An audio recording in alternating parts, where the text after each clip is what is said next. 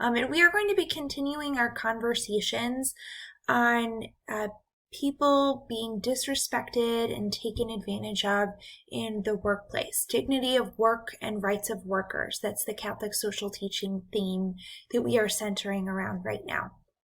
So in continuing with that conversation, we are going to talk about another abuse that happens in the workplace, and that is human trafficking. Now, many of you indicated on your surveys at the very beginning of the year, and you probably don't even remember taking those at this point, but you indicated that you were interested in learning about it. So I'm bummed that we can't be together, but I am happy to share a little bit more with you about human trafficking, what it is, and how it happens. So what is human trafficking exactly? Well, I have this long definition on the screen that I will give you a second to read.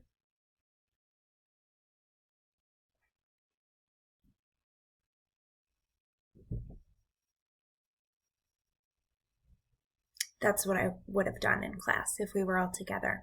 But what is it really? Beyond this very long, wordy definition, human trafficking is essentially when an individual is forced to work to do a job that they did not freely choose for themselves. This doesn't mean that a person, when they are being forced to work, is being physically held against their will in order to do that job. But just because a person isn't being physically forced to do something doesn't mean that they are not being forced. Many times people are emotionally abused into being victims of trafficking, and that's how they find themselves being trafficked in the first place. Actually, the majority of human trafficking that we see in the United States is not that people are being chained to a wall or physically forced to do something, but they have been manipulated, they have been coerced, they have been brainwashed into believing that there are no other alternatives, there are no other options for them.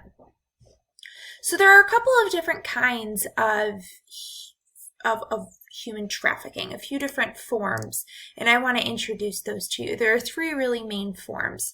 The first form of human trafficking is something that we call forced labor. It's essentially when somebody is not volunteering to be a servant or a slave or do a particular job, like working for a company, like working for a task force, working for a family.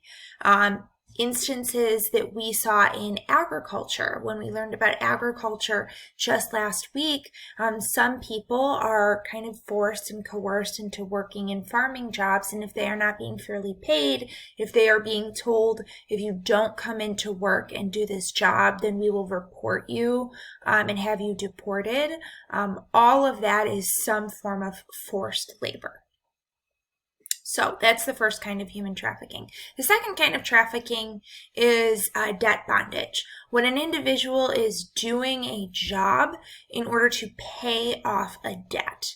Oftentimes, in a debt bondage circumstance, an individual has created a debt and then told that person who is indebted to them, well, you could pay off this debt by doing X, Y, and Z. So the debt in and of itself isn't in fact a true debt, but rather it was created, it was manipulated by the trafficker, the person who is doing the trafficking, who's manipulating victims. That debt is created by an individual. And they tell their victims, you can pay off this debt by working this job. Finally, sex trafficking is the last, and I'm going to move my little screen up here. Sex trafficking is the last form of human trafficking that we see. It involves the forced participation in commercial sex acts. So we'll talk a little bit about this in a second, but most frequently this takes the form in a couple of versions in the United States. The first is prostitution, which is really forced prostitution. When an individual is forced to become a prostitute or forced pornography, when an individual is forced to be in a pornographic film or image. Both of these instances, individuals aren't freely choosing that for themselves, but rather they are being forced into it, manipulated into it. What makes up trafficking? Well, I would also argue that in order for something to be called human trafficking, three things need to be in place. There needs to be an act, what it is that's being done, a means, how it's being done, and a reason, why is this being done in the first place? What's the purpose? What's the goal? What's the reason that this is happening? So the act, what is it that's being done? Is a person being recruited? Are they being transported? Are they being moved from place to place? Are they being transferred? Are they being kept? Is an individual receiving a person or those people? That's the act, what it is that's being done, how they're really being trafficked. The second is the means. Well, how are these people going through the act that they're going through? Is it that they are being coerced? Is it that they are being abducted, physically being moved against their will? Is it that they are experiencing fraud or deception? Is an individual or are a group of individuals abusing their power over vulnerable persons? And then finally, what's the purpose? Why is this individual, or why are these groups of individuals being trafficked? Well, it might be for prostitution, it might be for sexual exploitation, it might be for forced labor, free labor, it might be for the removal of organs, which happens at some places around the world. There are all kinds of reasons of why this human trafficking is being done. And in order for trafficking to happen, human trafficking to happen, all three of these things need to take place. They're the three elements that make human trafficking human trafficking. So a couple of common misconceptions that often tend to arise around the topic of human trafficking. The first is that human trafficking doesn't happen where I'm from. The reality of that is false. Human trafficking happens all over the world, and human trafficking happens in Wheaton and Naperville. We know this because there are people who have come out of human trafficking situations and they have been kept in towns like Wheaton and Naperville. Currently, the United States, I guess a couple of years ago now, was ranked among 52nd of the most prevalent countries in human trafficking.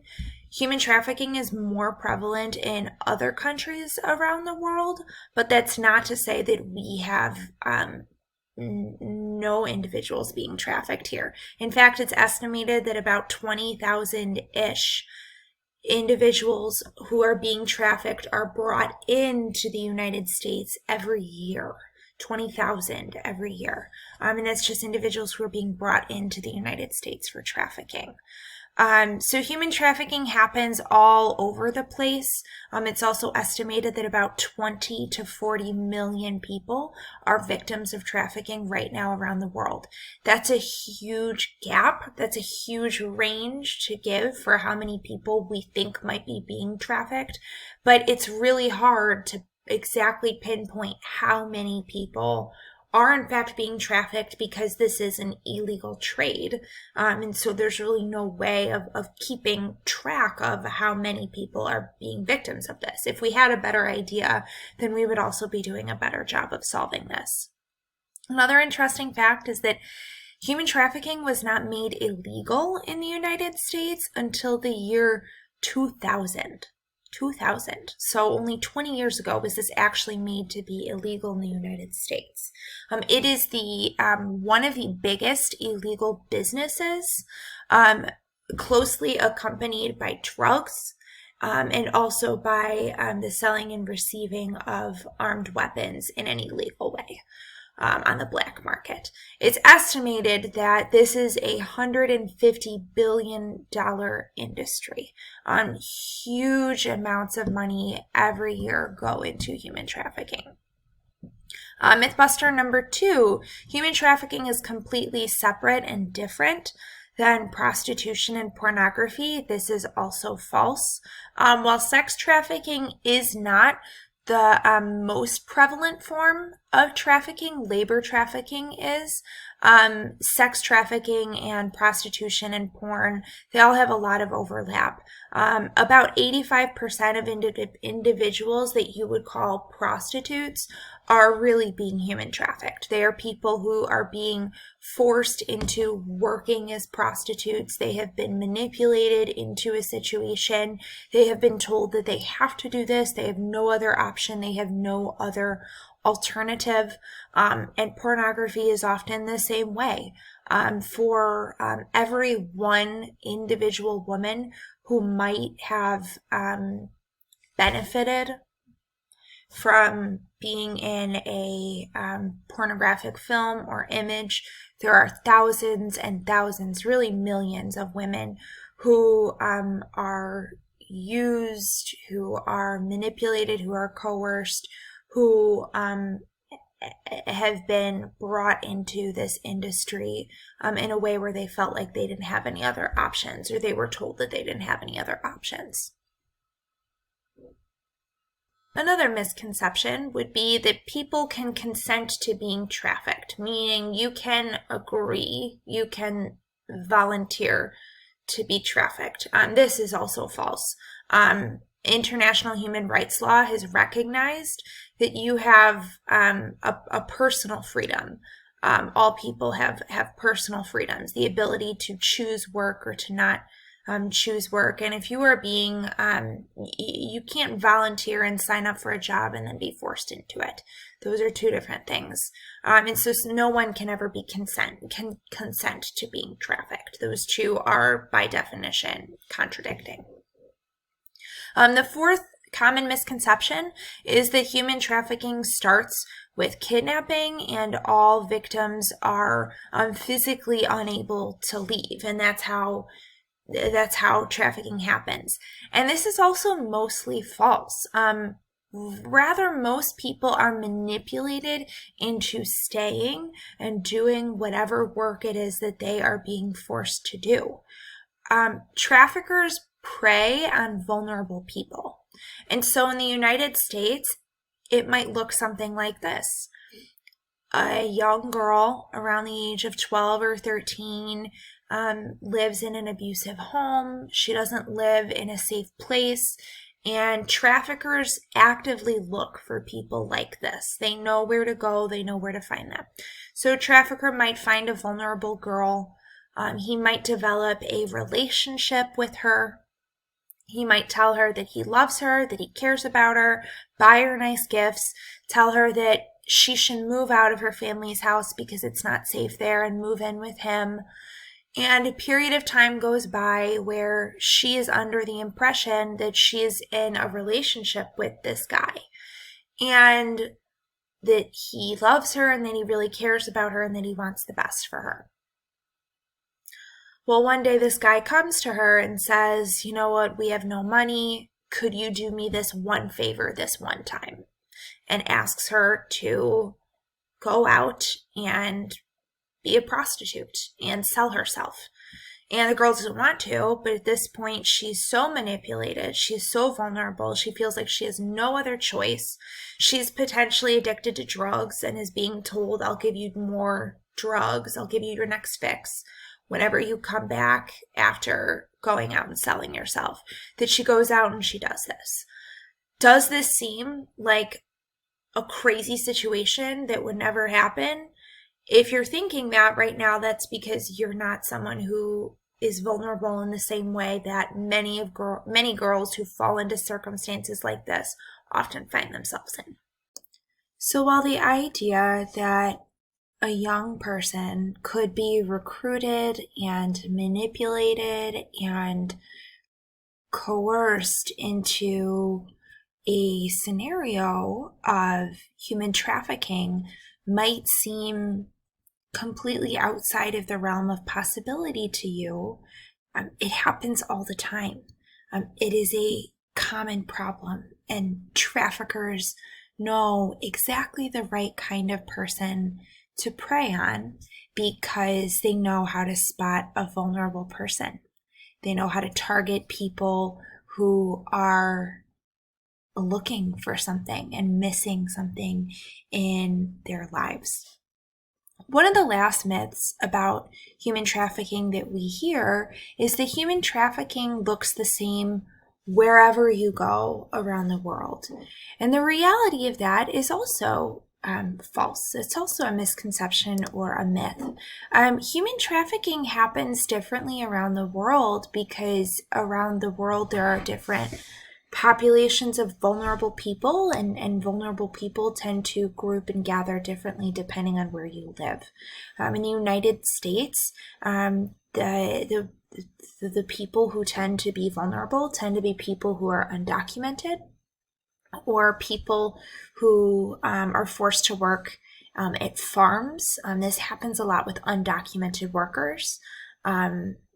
Farm owners, traffickers really, will recruit or seek out people who are undocumented, and they will provide them a job opportunity and tell them that they'll make a certain amount of money, and these people will work there for a period of time, and then maybe the farm owner will stop paying them or will stop compensating them and will tell them, well, if you don't continue to work here and if you leave, then I will call the police, I will kill your family, I will hurt you. They'll make all these threats, ways that they keep and hold the individual who has been working for them for a period of time. They won't let them leave. And just like that example of human trafficking with sex trafficking that I just shared with you, that's another way that people tend to fall victim to human trafficking in the United States. But in India, for example, things look very different. In India, brothels tend to be a major hub for human trafficking, where generations of women, kids are born into brothels and are always brought up in the human trafficking system. So it looks a little different in India than it does in the United States.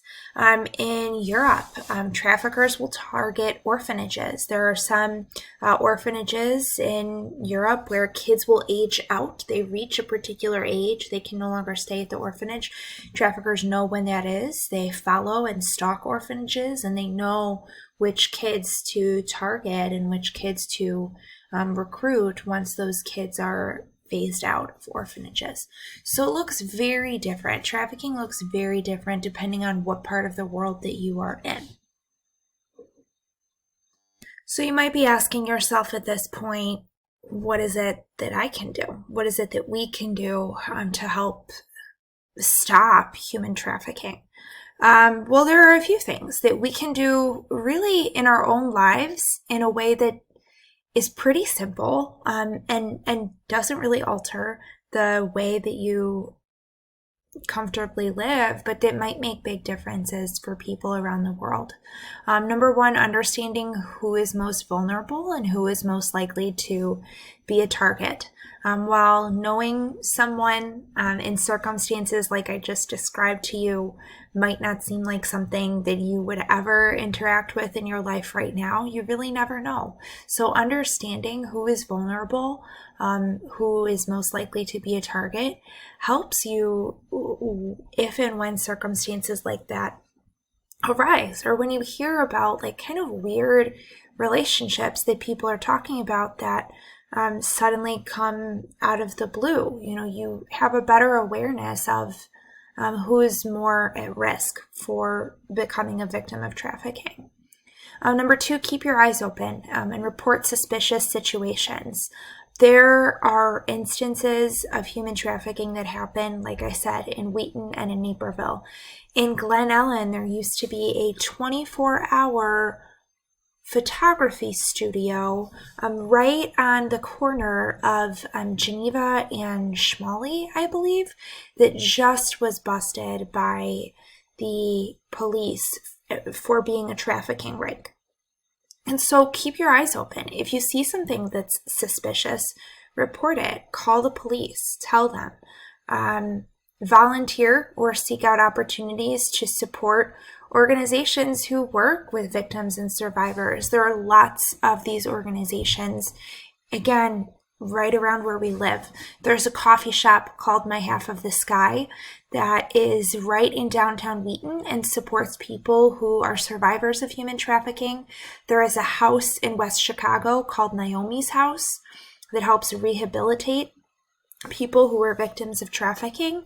There are a lot of different ways that you yourself could get involved.